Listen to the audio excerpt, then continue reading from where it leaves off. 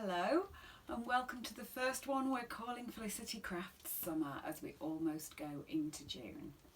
So we are going to think about roses. We get roses in the summer. My roses in the garden are teeny little buds and not coming out. So let's make some paper ones while we're waiting. So we're going to make these beautiful paper roses today. So obviously you can make yourself a vase full like this. But I did think about something else we can do with them actually, and I was thinking about wrapping presents.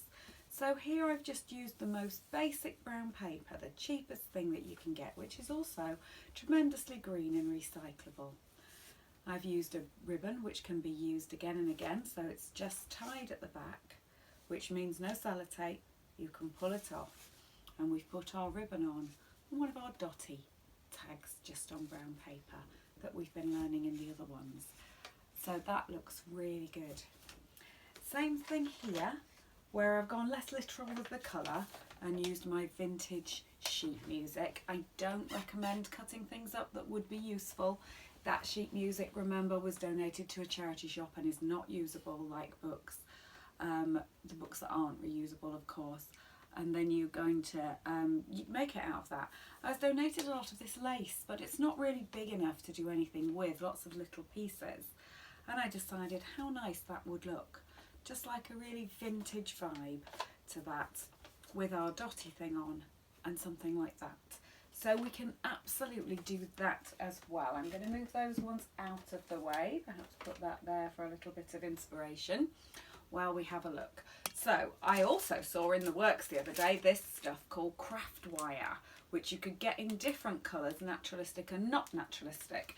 So I've gone with the green one today, and it's really flexible for folding around, and so it's really good for making things like this. However, you may have the kebab sticks left over from when we did our Kusarigama flowers, and they look really, really good as well, like this. So that will go inside.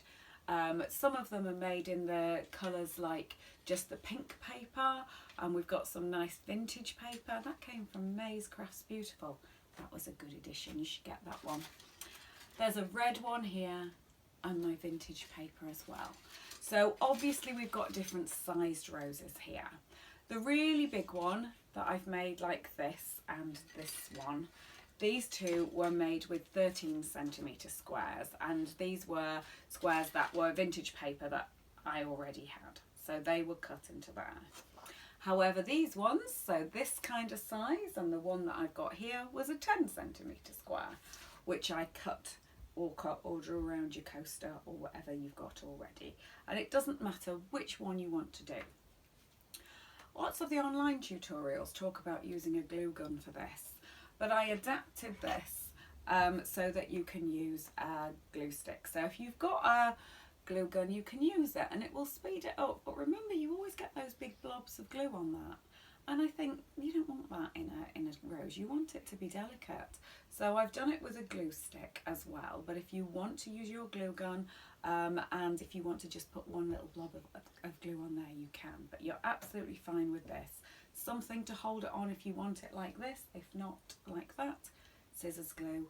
And you're going to have a ruler if you want to measure those things out, or a coaster to draw around. So I'll just move those a little bit out of the way. So our first fold is going to turn it into a triangle, and we have done that fold lots of times, and you know the importance of making a good fold. Once we've made that fold, we're then going to move this point. So you hold your triangle. You don't have to hold it up in the air like this. You can have it on a table. You're going to have it so the straight side is on the bottom and the pointy side is at the top, and then you're going to turn that point to that point. So I'm going like that. And then I have another triangle. This is actually quite thick paper, so I'm giving it a really good fold. But it doesn't matter. When you're doing it with the music paper, it's really thin, that vintage paper. And this is just pretending to be vintage paper, so it's a lot thicker, but it doesn't matter either way. Okay, so we're going to do the same thing. We're going to change our triangle to orient it so that it's got the straight side at the bottom and the pointy bit at the top, and we're going to do exactly the same thing, this side to this side. So we folded it 3 times. And if you do have quite thick paper, make sure this one's really, really well folded into every bit of it, like that. Okay, So now we've got ourselves another triangle. This time we're not doing that, we're doing that.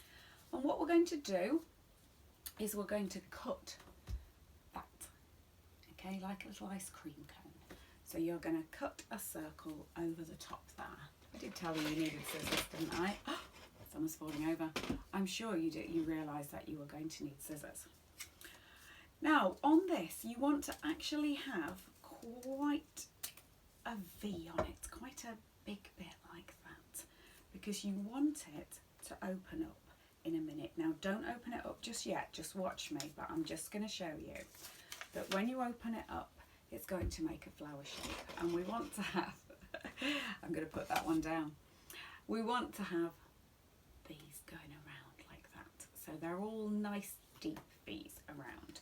So make sure when you're doing it, I'm just going to show you on this, you do not need a felt tip pen, obviously. I'm only showing you that. You don't want a big felt tip pen thing like that. But you want to make sure that you are creating that. So freeze frame and look at that and make sure you are. So 3 times and then do that. And you need to make 3 of them. So to make a rose you need 3 squares. So you're going to have 3 squares the same way, and you're going to fold them up and keep them folded. So you can pause the video now. I've already done that, so I don't need to, but you can pause and get your 3 folded ones and then come back. Okay? So once you've done that, what you're going to do is snip off the bottom, just the tiny bit at the bottom. So if I go back to this first one and refold it back together again for you, you're just going to get the pointy bit at the bottom and cut it off. And when you open it up, it's going to look like that, and you need this hole in the centre because that's where your stick's going to go, and that's where all your petals are going to go into, and you create that hole by snipping it. To start with, do just a small hole. You can always make it bigger later, you know, refold it and make it bigger if you decide you want to put something in and see how it goes, but just a small one. And then you're going to open your 3 out. So make sure you've got that, and then you're going to open all 3 of them out. Like this. Now this is the magic bit where you have to concentrate. Okay, so you have now got all of these segments like that.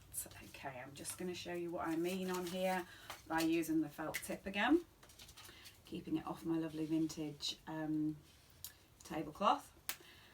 So when you're having a look, you've got those sections that you can see. In your first one, you're going to cut one of those out, but don't throw it away because you need it. So you're going to end up with that.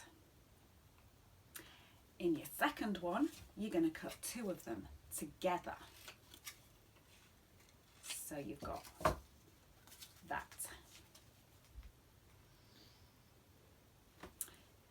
But you can guess what's coming next. In the third one, we're going to cut 3 sections out. So you've got that. Okay, so go back over that section before you cut. You're cutting 1, you're cutting 2, and you're cutting 3, and you're keeping all of them, every one of them. Now we need to get our magic ingredient out now, and our magic ingredient, my magic ingredient has disappeared. Here it is, I found it. It's a cocktail stick. Of course, you could also use a kebab stick, which you're going to use anyway, but a cocktail stick is the perfect size. To be honest, you can roll them with your fingers as well if you don't have any of those things to hand. So you're going to pick up number 1, and you're looking at the curved edge at the top, and you're going to roll it down with your cocktail stick so that you end up with a little curl like that. Director, can we see that really well? Can you see that we've got a little one, or shall I do it again? Oh, he's telling me I should do it again. Okay, so we've got this, and we're going to put our cocktail stick on. Now, if you have a right and a wrong side, then we need to be able to be looking now. In fact, I think it probably is better if you use double-sided paper for this, but you're curling it towards the outside. So if you look at the original rose, when you're looking there, our curls are going towards the outside. So you decide how you want that to look. But to be honest, double-sided paper is probably better with this one, isn't it? Okay, so we're just curling that. And that's what we're going to do with all of them. Okay, so you're going to do that and you're just going to roll down all of them, including all of these. So every single one of those is going to curl. Okay, so curl, curl, curl, curl. When you've finished curling, I then want you to change all your folds so that they're going upwards. You know how many times we've talked about mountain and valley folds? So some of them are going to be going down and some are going to be going up, and I want you to change all of them so that they are going up. So I'll pause, catch up with that bit, and see you in a second. Okay, so by the power of editing, we've now done all of them. So including our big bits, they've all been curled and they're curling towards the outside of your rose. That's how it's going to be. So now you're going to take each one and refold so that all of the folds are going upwards. So if some are facing downwards, just refold along those ones to get them all upwards. And we're going to start with our biggest one. So that will be the one that had the one segment cut out of it. We're going to put a tiny spot of glue along the edge and then glue it together so that we're ending up with that. And that's what we're going to now do on all of them. So if you work from your biggest one to your next biggest one to your next biggest one, like that, and lay them in front of you so that you've got each one. It doesn't really matter if you glue them in the wrong order because you can always move them around, but we're turning all of them now into these little cups, these little petally bits. So you've got the one where you had one segment out, and then the one where you had two segments out, and then the one where you had three segments out. Look what just happened with that one, it pinged open. Why did it do that? Because I'm struggling with that patience bit, aren't I, like I've said before. To be honest, if you use this vintage paper, excuse me, if you use this vintage paper, it does actually take a moment or two to stick, and I should have learnt that, and I should just hold my fingers on it. So we're going to do each one going right down to the middle one. When you get to the one that's the number one, you know, that was only one segment, and even the one that's two really, they can be a little bit tricky to stick together. Stick your fingers right inside and hold it, but don't worry if you do squash it a little bit, because this is going to be the very centre of your rose, and so you can always pop it back up again afterwards, and it's going to have the stick right through the middle of it as well. Actually, the other thing you can do, so I'm just going to give that a little bit of a harsher stick together there, and the other thing you can do is miss out this middle one, the one stitch. So if you the one petal, if you're finding this is just too awkward to stick together, then you can absolutely miss that one. You know, that middle one, you won't notice that at all. I have done this with my class, and some of us, we missed that middle one, and that was fine. So now you've got all of them together, and now they need to be assembled. Now assembling works best if you do it from the biggest to the smallest, but of course you could mess about with that. And I found this was the easiest way to stick. So this is my biggest one, and I'm getting my next biggest one, and I'm turning it upside down and putting glue all the way around the edge. Now this is where you can use your glue gun if you want to, but I'm going to put my glue all the way around there and then put it inside like that.